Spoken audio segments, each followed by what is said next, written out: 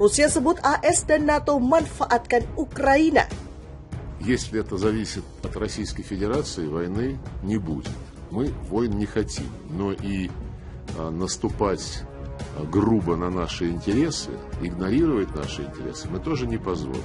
Productive talk last week with President Zelensky, and we continue to engage in non-stop diplomacy and to de-escalate tensions and attempt like the devil to improve security for our allies and partners and for all of Europe for that matter. And today in the United Nations we've laid out the full nature of Russia's threat to Ukraine's sovereignty and the territorial integrity of Ukraine as well.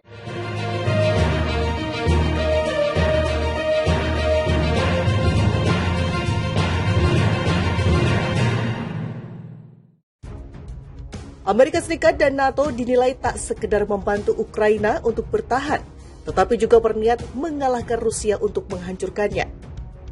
Hal tersebut diungkapkan Menteri Luar Negeri Rusia Sergei Lavrov kepada kantor berita Rusia TASS, dikutip Reuters Rabu 28 Desember 2022. Tindakan negara-negara kolektif Barat dan Presiden Ukraina Volodymyr Zelensky di bawah kendali mereka mengonfirmasi sifat global dan krisis Ukraina, kata Lavrov. Bukan rahasia lagi bagi siapapun bahwa tujuan strategis Amerika Serikat dan sekutu NATO-nya adalah mengalahkan Rusia di medan perang sebagai mekanisme untuk melemahkan atau bahkan menghancurkan negara kita secara signifikan. Presiden Vladimir Putin melancarkan serangan ke Ukraina pada 24 Februari, menyebutnya sebagai operasi khusus untuk denazifikasi dan demilitarisasi Ukraina yang menurutnya merupakan ancaman bagi Rusia.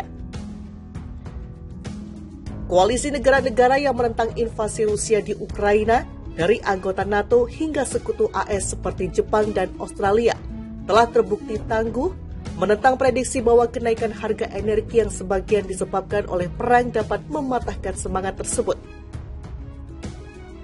Seperti kebanyakan pejabat senior Rusia, Lavrov selama dekade terakhir mengadopsi posisi yang makin keras, mendukung serangan Rusia ke Ukraina dan mencerca apa yang dia dan Putin sebut sebagai upaya Barat untuk membatasi Rusia dan mendominasi urusan global.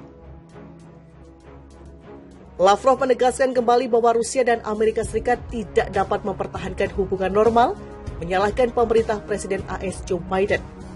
Secara objektif, tidak mungkin untuk mempertahankan komunikasi normal dengan pemerintahan Biden yang menyatakan kekalahan strategis di negara kita sebagai tujuan, kata Lavrov. Dia menambahkan bahwa jalan anti-Rusia konfrontatif Washington menjadi makin akut dan komprehensif. Hubungan AS-Rusia telah jatuh ke titik terendah dalam beberapa dekade di tengah dampak dari kampanye militer Rusia di Ukraina dan konsekuensi penghinaan sanksi Barat. Amerika Serikat telah memberikan dukungan miliaran dolar kepada Ukraina dengan paket bantuan terbaru 1,85 miliar US dollar diumumkan pada minggu lalu yang makin membuat Moskow marah. Lavrov juga memberi Kiev sebuah ultimatum untuk memenuhi tuntutan Moskow untuk menyerah atau tentara Rusia akan memutuskan masalah tersebut. Putin ngamuk tingkat dewa, CIA, NATO ikut serang Rusia. Sebuah laporan menyebutkan bahwa Badan Intelijen Amerika Serikat AS atau CIA dan aliansi militer NATO merupakan dalang dari rentetan ledakan yang terjadi di Rusia. Ini ditulis mantan pasukan operasi khusus Angkatan Darat AS, Jack Murphy. Ia mengatakan bahwa Washington dan sekutunya mengerahkan untuk menciptakan kekacauan di dalam Rusia. Veteran pasukan khusus AS itu mengaku telah mendapatkan informasi ini dari sumber yang merupakan mantan pejabat intelijen. Kampanye ini melibatkan sel-sel tidur lama yang telah diaktifkan kembali oleh layanan mata-mata sekutu untuk menghalangi invasi Moskow ke Ukraina dengan mengobarkan perang rahasia di belakang garis Rusia. Ujarnya dikutip Express Rabu 28 Desember 2022. Kampanye ini bertanggung jawab atas banyak ledakan yang tidak dapat dijelaskan dan kecelakaan lain yang menimpa kompleks industri militer Rusia sejak invasi besar-besaran Rusia ke Ukraina pada bulan Februari. Diketahui pusat perbelanjaan, pipa gas, dan depot bahan bakar semuanya mengalami kerusakan di seluruh Rusia dalam beberapa bulan terakhir. Pekan lalu, ledakan terbesar mengguncang Chuvasia di Rusia Barat setelah pipa gas pecah. Pada 19 Desember, ledakan besar lainnya menghantam pabrik pengolahan kondensat Markovskoye di Siberia Timur. 7 orang dilaporkan menderita luka-luka dalam ledakan yang disebutnya menyebarkan api di area seluas 1.000 meter persegi. 3 hari sebelumnya, fasilitas minyak di kota Angers juga diguncang ledakan dahsyat, padahal terdapat pipa minyak yang mengalir dari Rusia ke Eropa. Sementara itu, pada Senin dini hari, 3 personel militer Rusia dilaporkan tewas di pangkalan udara militer Engels di Rusia. Lokasi ini berada hingga ratusan mil dari garis depan peperangan Ukraina. Jembatan kereta api, depot bahan bakar, dan pembangkit listrik di Rusia semuanya telah dirusak dalam insiden yang tidak dapat dijelaskan sejak Kremlin meluncurkan invasi besar-besarannya ke Ukraina pada bulan Februari, tambahnya. Lebih lanjut, Murphy berargumen bahwa meskipun tidak ada pejabat AS yang terlibat di lapangan, serangan itu kemungkinan besar dilakukan dengan lampu hijau, diduga berasal dari Presiden AS Joe Biden.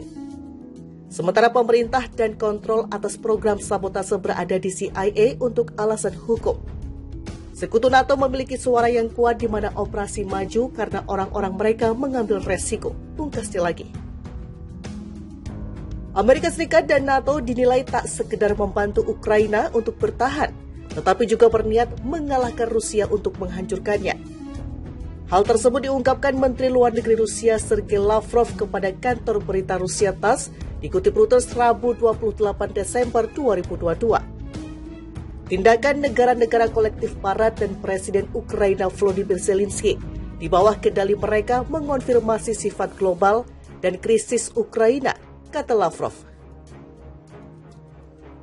Bukan rahasia lagi bagi siapapun bahwa tujuan strategis Amerika Serikat dan sekutu NATO-nya adalah mengalahkan Rusia di medan perang sebagai mekanisme untuk melemahkan atau bahkan menghancurkan negara kita secara signifikan. Presiden Vladimir Putin melancarkan serangan ke Ukraina pada 24 Februari, menyebutnya sebagai operasi khusus untuk denazifikasi dan demilitarisasi Ukraina yang menurutnya merupakan ancaman bagi Rusia. Koalisi negara-negara yang menentang invasi Rusia di Ukraina, dari anggota NATO hingga sekutu AS seperti Jepang dan Australia, telah terbukti tangguh menentang prediksi bahwa kenaikan harga energi yang sebagian disebabkan oleh perang dapat mematahkan semangat tersebut. Seperti kebanyakan pejabat senior Rusia, Lavrov selama dekade terakhir mengadopsi posisi yang makin keras, mendukung serangan Rusia ke Ukraina dan mencerca apa yang dia dan Putin sebut sebagai upaya Barat untuk membatasi Rusia dan mendominasi urusan global. Lavrov menegaskan kembali bahwa Rusia dan Amerika Serikat tidak dapat mempertahankan hubungan